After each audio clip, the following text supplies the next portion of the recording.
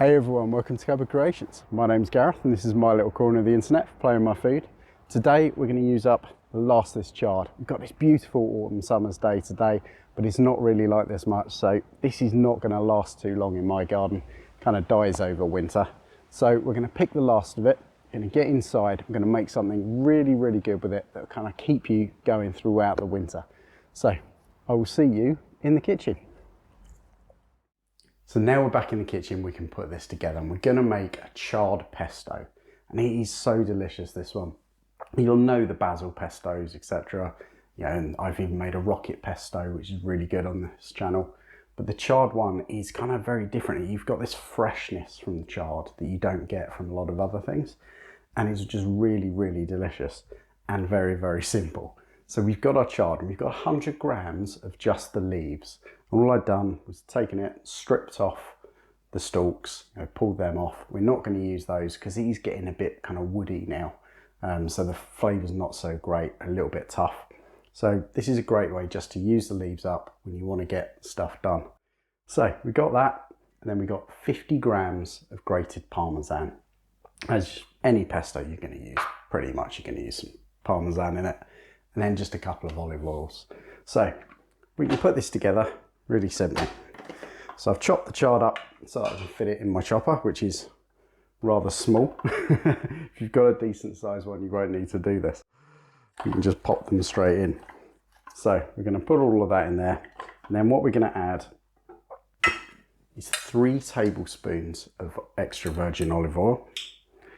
And that for now will just help me kind of blitz it up. Just kind of keep everything together.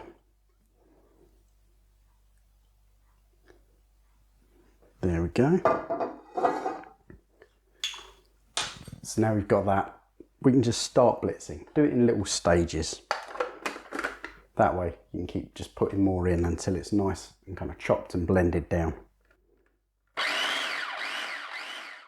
Right, now that's blended down, we're going to add in a few more little bits. So it's still a bit coarse at the moment, but we'll get there. So we're going to add in garlic oil. Now you could just add garlic and then add more olive oil, but I really like the fact that with a kind of garlic infused olive oil like this, which you can get in any supermarket, you've kind of got that more mellow flavour.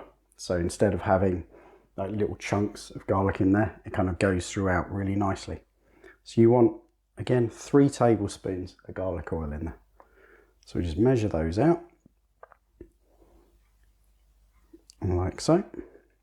And then once we've got that, we can add in the rest. So you want your Parmesan cheese. So your 50 grams of Parmesan cheese can go in. And again, you might need to every so often give it a little blend down, just so there's a bit more room, which I'm going to have to do now.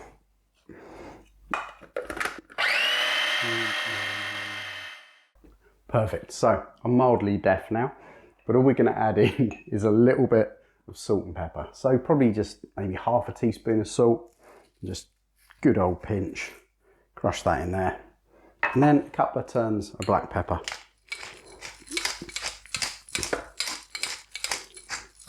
Again, this is to taste. And the good thing is, because you're not cooking it, once you've blended it up, just keep tasting it.